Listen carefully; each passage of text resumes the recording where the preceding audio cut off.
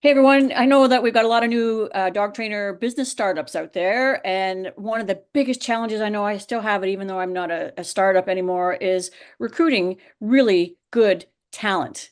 And we have with us today in the house Jamie Savage, CEO, owner of an executive recruitment agency for startups and nonprofits, also interim CEO for Startup Canada. And she is going to share with us today some tips and tricks and everything she knows about getting the right help for the right position and the right company. Welcome, Jamie.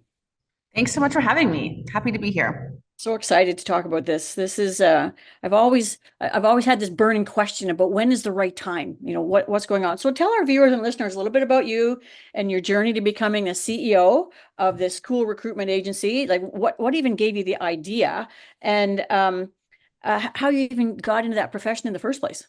Yeah, absolutely. So I'll take you way back because it really does help people understand, how I got to where I am. I guess maybe it helps me understand how I got here as well sometimes. But I wrote an essay in school, in university, about marketing. It was a certain type of marketing at the time, back in the early 2000s, called guerrilla marketing or interceptive marketing, and probably better known today as like influencer marketing, right? And at the time, the essay was about a company called 1-800 Got Junk, and it got published. They were on And CBC last night. They did an interview yeah, on them on CBC last night. Yeah, it was yeah. cool. And Brian Scudamore now, Mhm. he is one of the newest dragons on Dragon's Newest Den. Dragons. Yeah.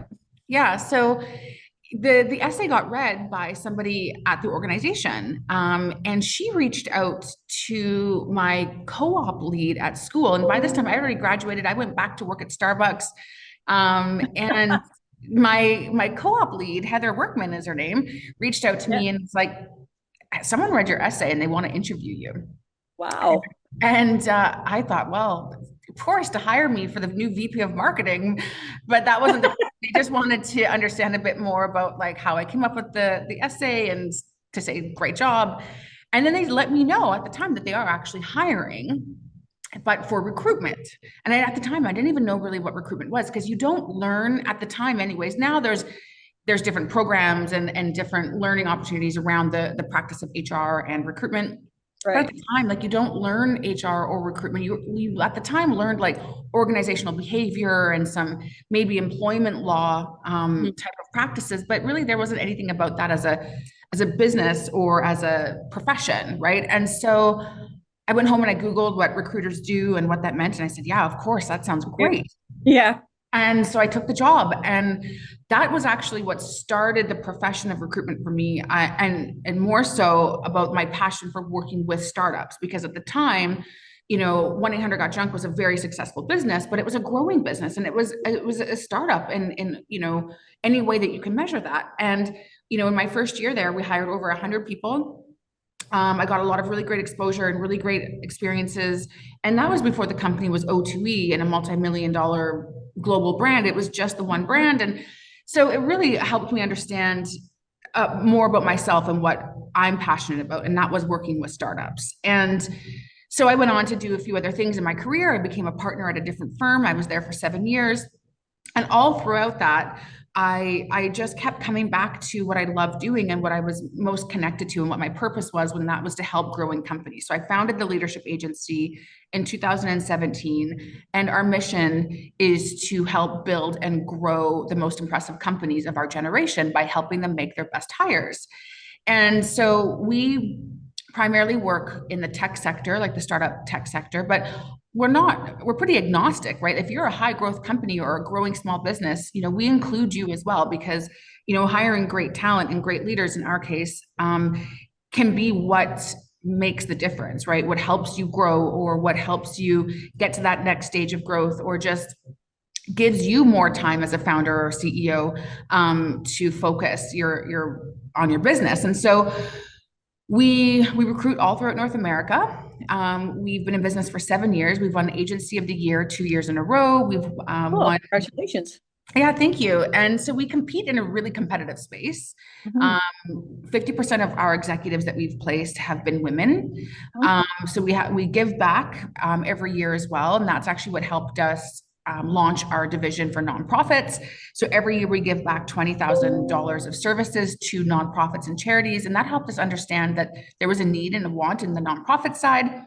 And then that's also what brought me to becoming a board member for Startup Canada, and then the board chair, and now the interim CEO. So that's where I'm at current day.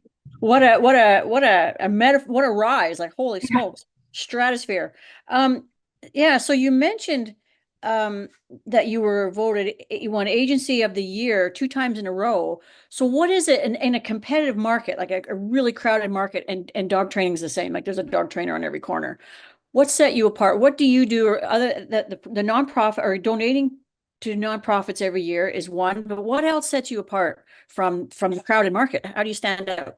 Yeah, that's a great question because, like you said, it can be looked at like you can extract that formula or that approach and apply it to many competitive businesses or Right. industries, Yeah. right? And some of the things that we did and continue to do today is, and this is my recommendation to other owners and other businesses, is to measure your business in a really quantifiable way, in a way that others wouldn't necessarily know to do that, right? So like coming up with common language, right? So in ways that anyone can understand, right? So we know our businesses so intimately and so uniquely, and we often attach that measurement to the industry.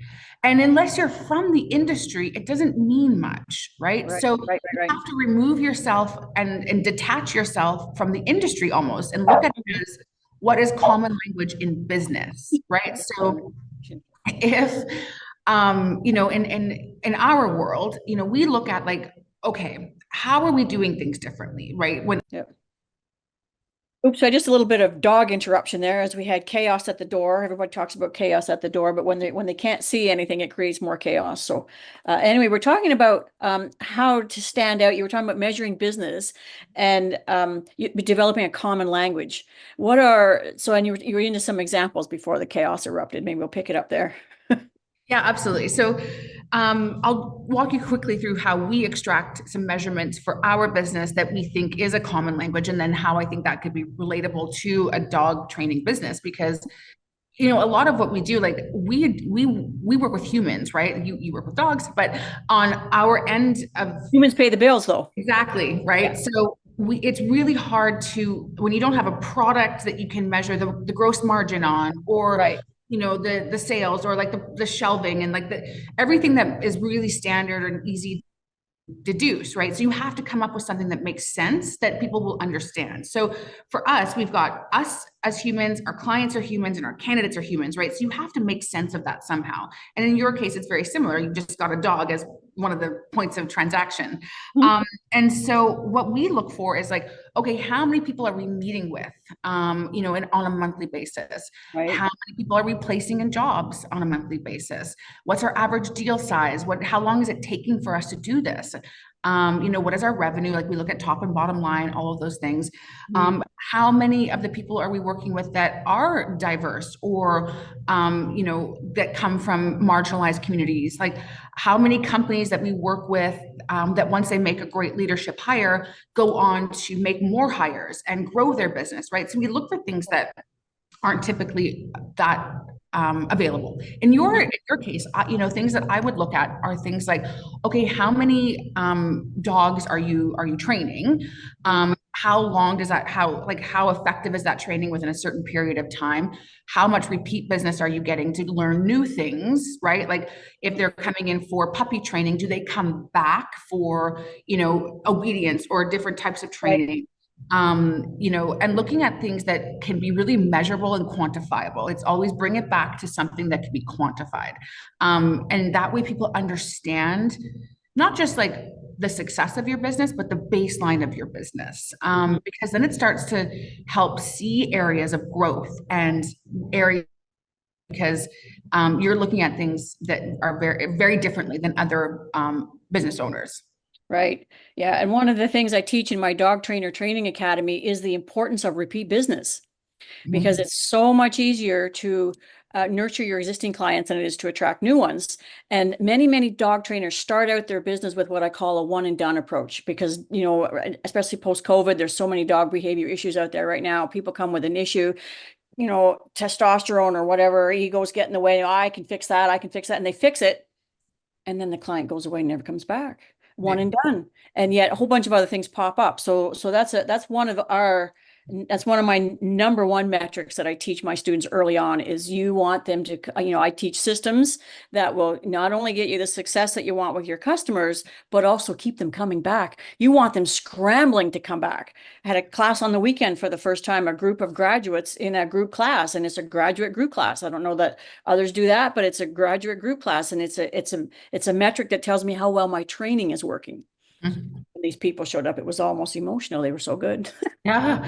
Yeah. Cause it's a journey, right? It's these, and you know, I'm a great example. Like it's, you know, with the dog, like, you know, I'm a, you know, dog owner, as you know, and, you know, Charlie had some serious issues that like I knew I couldn't just fix, like I had to continue to work on. And like he grows and develops and then develops new behaviors or gets better at certain things. And it's like, I can learn those things, but I need help. And like if I do need help in areas like coming back is like you said, the measurement of success, right? Because Right. the human and dog relationship, lifelong relationship, like that's a journey. And there's Yeah. going to be ebbs and flows, and your confidant, like your advisor, your dog training mentor, like that person needs to be someone that you see as much or like as closely as family as you see your dog. Like it needs to be that intimate. Yeah, and regardless of the whether you're recruiting for businesses or you're a business looking for someone, the measure of success, A, is trust. You want to know when you're stuck, you want to be the first thing, you want the first person that pops into your potential client's mind. You want to be that person. And that's another measurement of that's repeat business, but you want to keep them coming back. That's always been sort of my mantra. You want to keep them coming back. One of the first things one of my very, very early mentors way back taught me when I was doing this as a side hustle was, um, you know, be seen. You want to be the first name that pops into people's heads when they have an issue related to whatever your business is. And I've built on that from day one.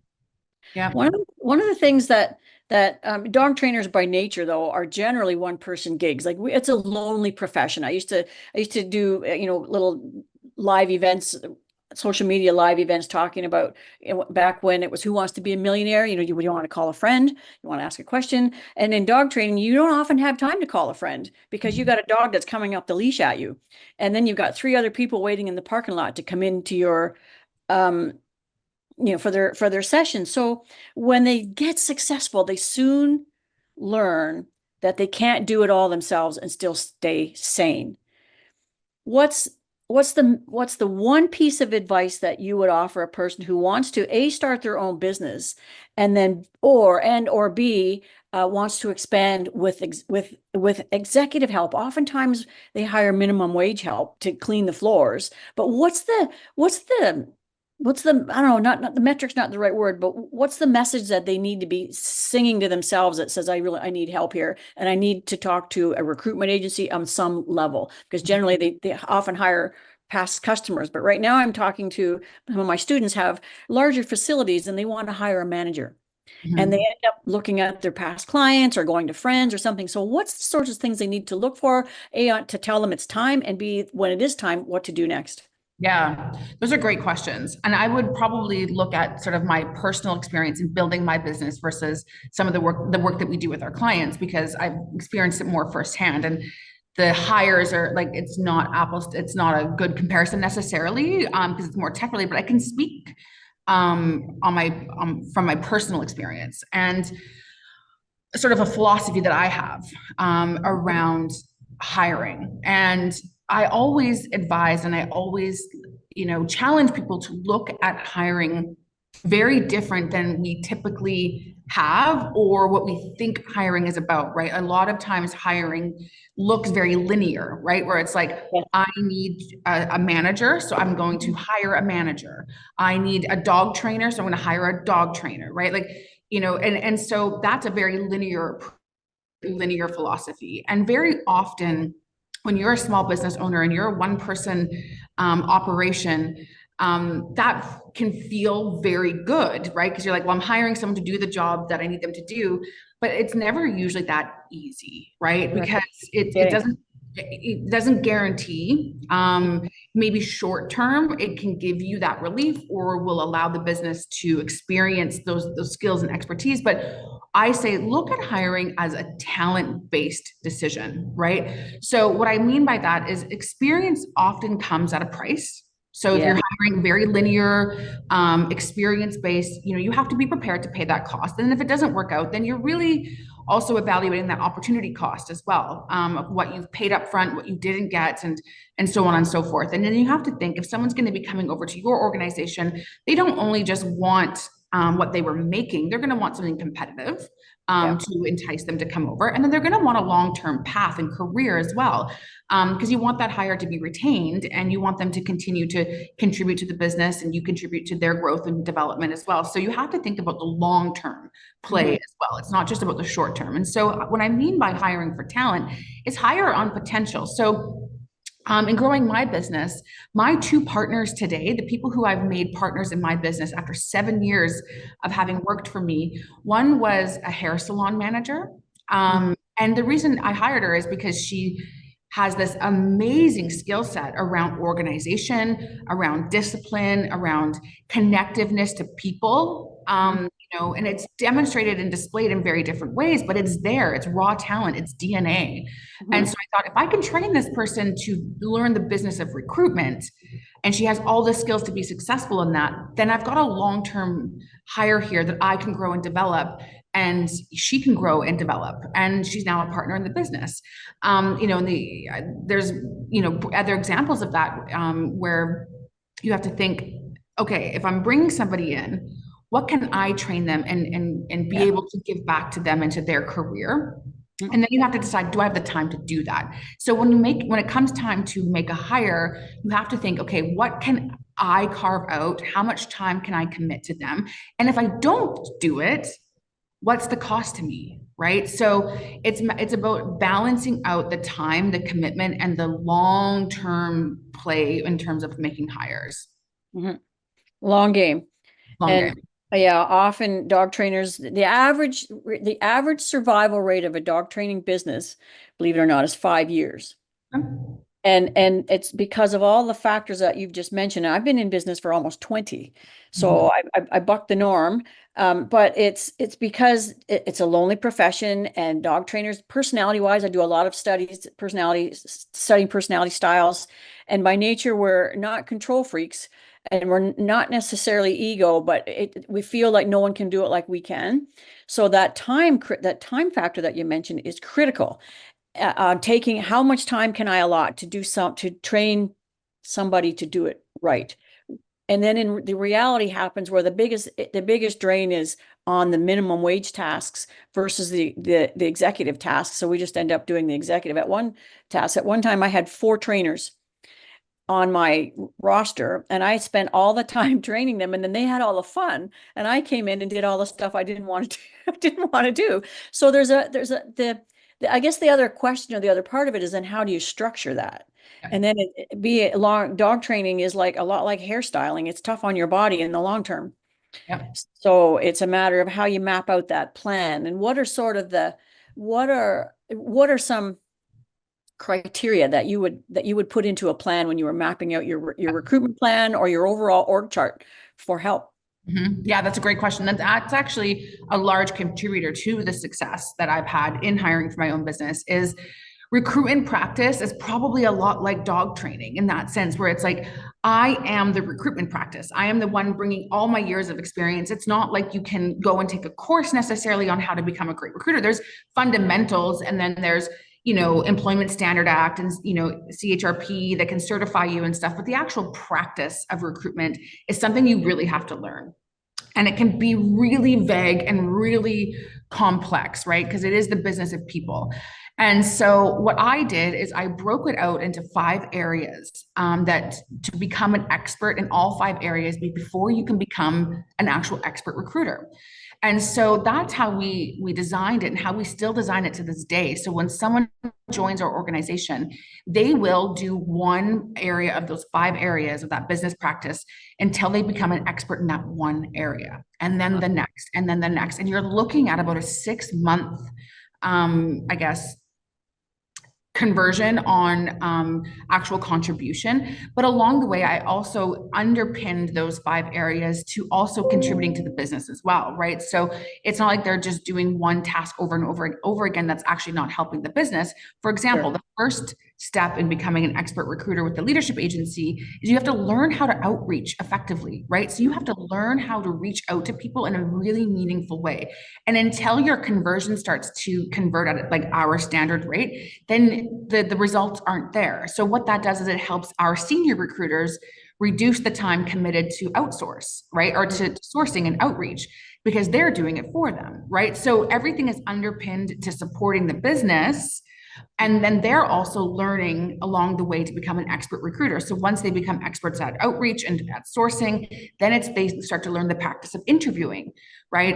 And interviewing and profiling in a way that's, exclusive to how we run our business. And then from there, you start to manage clients. And then from there, you start to manage full searches and so on and so forth. And along the way, the business is being supported and we are benefiting. It's not, like I said, that linear, okay, we need a recruiter, we hired a recruiter, right? Right, right, right, right. Hired a That's a good manager. point. It's just a Yeah. different process. Yeah.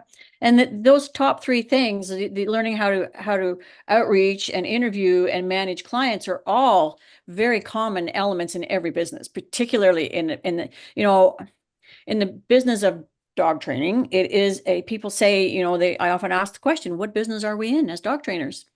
And it's the same. It's the answer is the same across many businesses. And people say, well, we're in the dog training business. Yes, that's part of it. Everything's right. We're in the people training business. Well, sort of, but what we're really in is a relationship building business.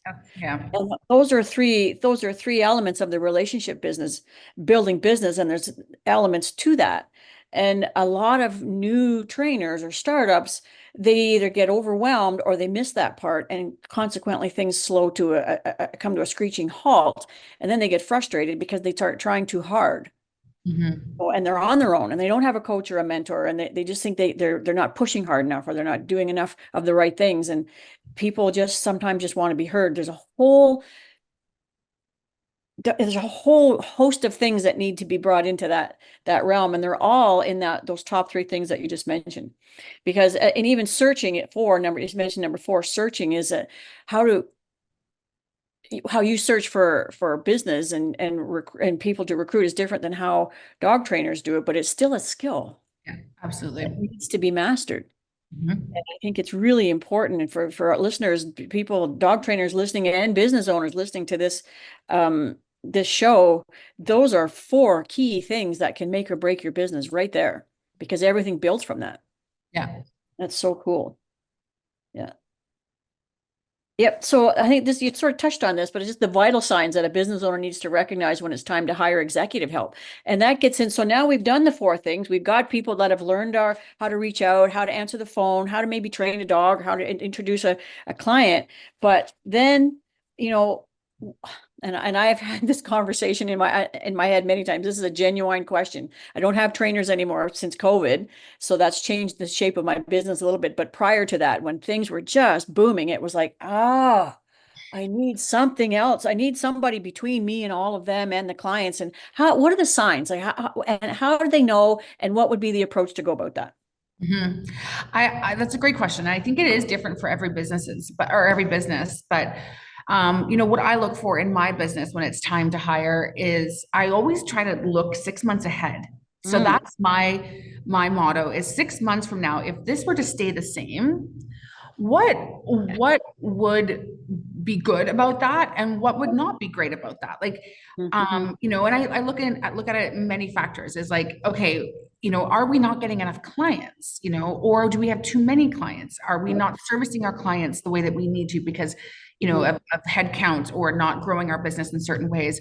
Or is everything great? Like if things were to stay exactly the same as they are right now for 6 months, things would be in a really good position. Like I use that 6 month sort of time frame as okay, what would I need if I could look 6 months ahead to get what I want in 6 months, or Right. change or not change, right? Like I think that's I always use the 6 month marker as a time frame and as sort of a litmus test in terms of what the business needs.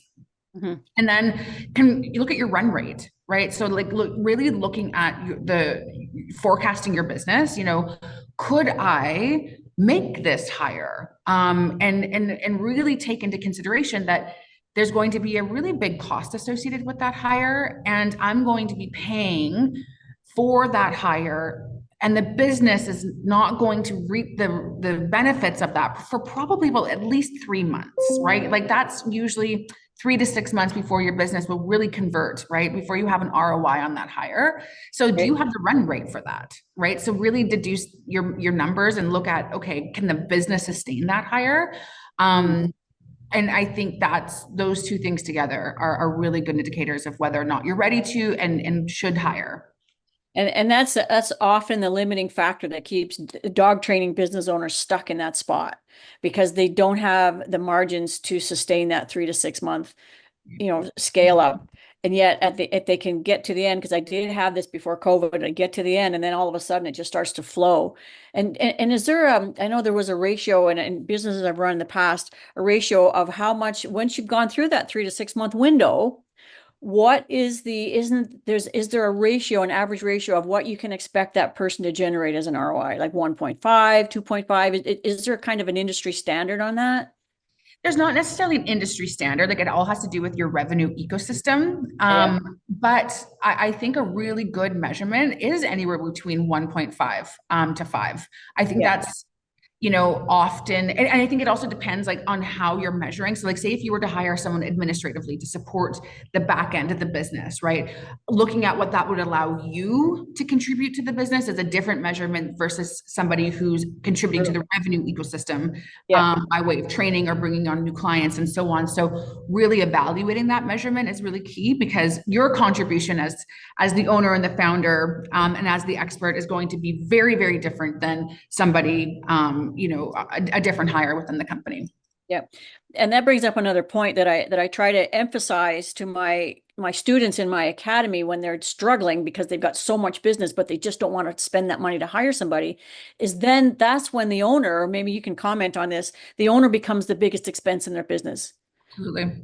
because they're doing things that should be outsourced by Mhm. at a lower rate so that they can put their executive hat on and their experience hat on and pour that into the business. Would that be something that you see a lot of? Absolutely. And, I can speak to that, myself, when I made the decision. So everyone on my team is revenue generating, myself included, right? So we all work on searches, we all have our own portfolios. And that return, like that's an ROI that can be very easily measured. It would be like if you hired a dog trainer, they had their own clients and so on, right? So it's very similar in that sense. When I made the decision to hire my operations manager, and like when times got tough, like for us, like as entrepreneurs, we have to make sacrifices, we have to make really tough decisions. And when I stopped paying myself, Mhm. and I've come and go, I've been through that That's cycle a business. few times. Yeah. Like I didn't pay myself a salary for a year, my first year of business.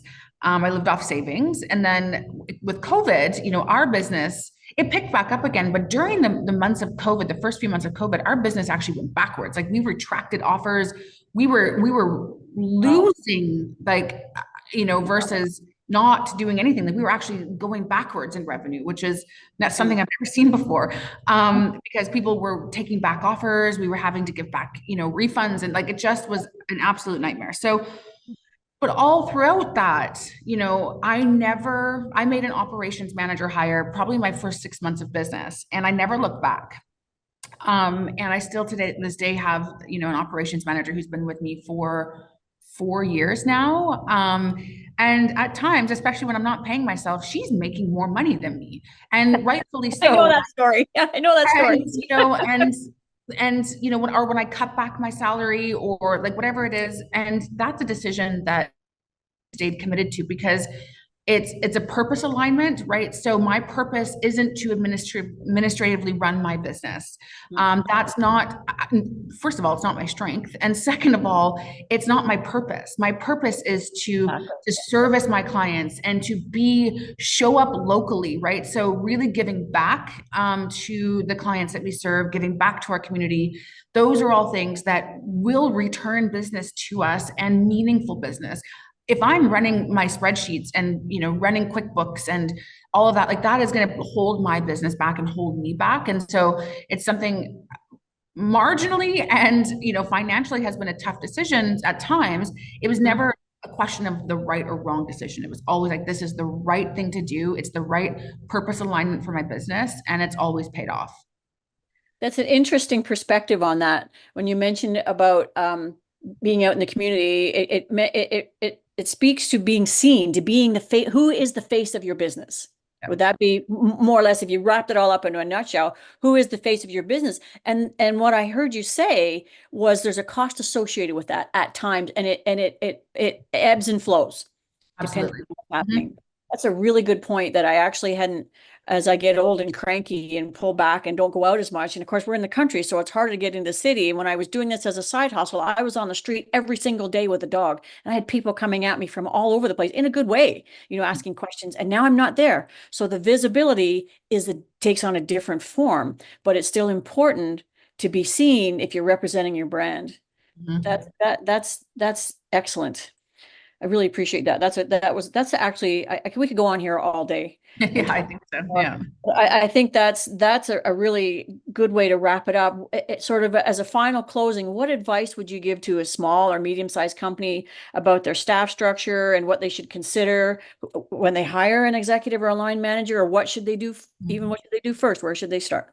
Yeah, I would say map out your business, not like how many customers you want or what type of training necessarily. I would map it out in terms of long game hiring, right? So if you were to learn the business and the practice of dog training, like I said, break it out into stages that someone can learn and you can really grow and develop them long term, because that is going to give you a really good return on your investment. If someone can come into your business, become an expert, learn it the way that you want them to learn it, and stay within your business and grow within your business. But that's going to take a lot of work to, like, on the back end, to create it.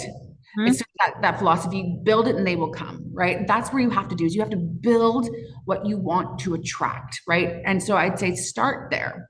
And then the second thing is you can't ignore, like we talked about, like the finances. Well, something I learned, and I really believe today, is you can't wait for all the answers as an entrepreneur, because you're likely never going to get them. So what's the point in waiting? You have to move swiftly and with confidence, right? And I think that, yeah, you're going to make mistakes. That's all part of the journey. That's all part of it.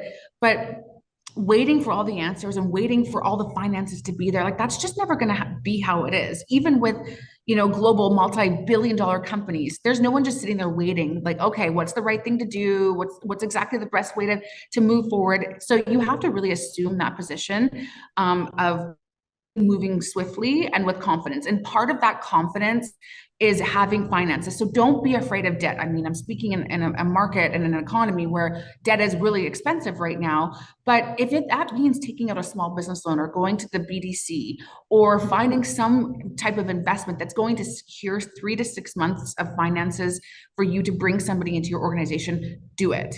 Right? Because the cost of not doing it, you already know that answer. You're experiencing it right now, right? So if this is your status quo and this is what you want to do, like I said, 6 months from now, if everything were to stay the same, are you okay with that? And if you're not, then find a way to change it. Good point. And there's things like community futures and other grants and things for the startups out there to get new people started. But you need to have all of these things in play that you've discussed: what your structure looks like, what your long game is, what your end goal, what is it that you really want to build that sets you apart from a crowded industry. Good points. This is so exciting. How can people, because there's something in the back of that's nagging in the back of my mind here. You don't offer that kind of service. Is there so would they go to a community futures, or where would a business startup go for that kind of advice? Yeah, that's a great question. I think depending on where you are, and your community and your marketplace, that's really going to depend. But you've got some like usual suspects in that space, right? Some, your Chamber of Commerce, Right. like the Rotary. Network groups. Yep. Yeah, there's entrepreneurial groups of all sorts for specific industries. So I think it is a matter of just searching what's in your market.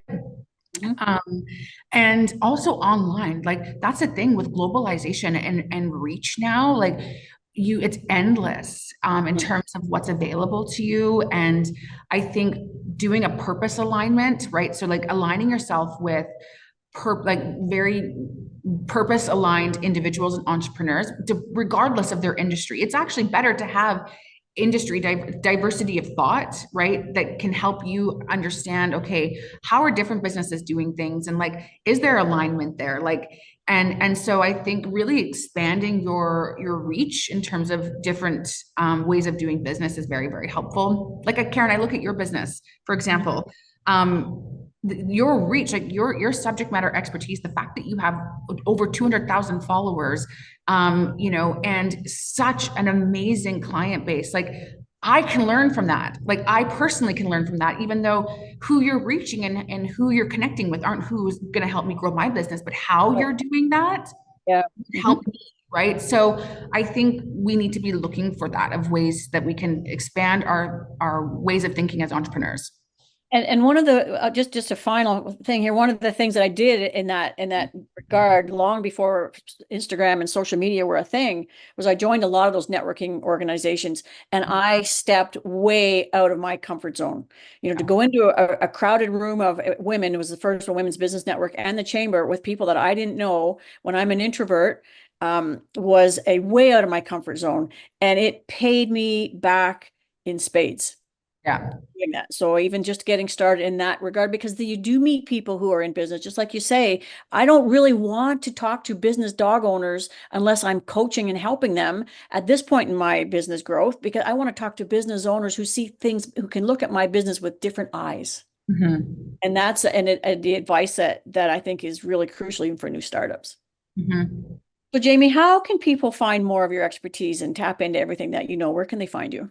Yeah, I'm very reachable and accessible, right? So if anyone reaches out to me, whether it's on LinkedIn or Instagram or by email, but my LinkedIn handle is Jamie Savage, so you can find me just by googling Jamie Savage, or Instagram, which is Jamie Hubanoff Savage. So that's Jamie Jamie Hoobbanoff Savage Savage. And my email, which is jamie.savage@leadershipagency.com. Cool. Cool. Well, I would encourage anyone who has questions on recruitment of any level, reach out and contact Jamie. Thanks for Great. joining us. Thanks, everyone. I hope you got something from this. And remember, share this podcast with a business buddy, because this is key information. This is gold. There's no point in having all of your new friends in business floundering when it's not necessary. Share them with this, so all ships rise in a rising tide. That's my line. When we're successful, when they're successful, you're successful. So be sure to share. And thanks for watching and listening.